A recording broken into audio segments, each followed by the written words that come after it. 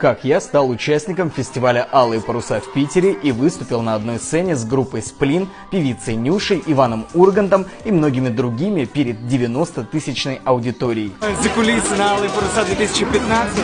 Это было лето 2015-го. Я сдал сессию и улетел в Уфу из Питера. Через неделю приходит приглашение выступить на Дворцовой площади, потому что весной я стал победителем конкурса талантов. Да, не через постель, представляете? Недолго думая, я покупаю билет на самолет, чтобы спеть 3-минутную песню. Преодолеваю 2000 километров, хожу за кулисами самого масштабного праздника, вижу легендарных артистов. Перед выходом на сцену я жутко волновался. Это была первая большая сцена в моей жизни. Я хорошенько размялся, и тут уже объявляют меня. Хух, поехали, подумал я. На главной праздничной сцене «Алых парусов» Клэнкон!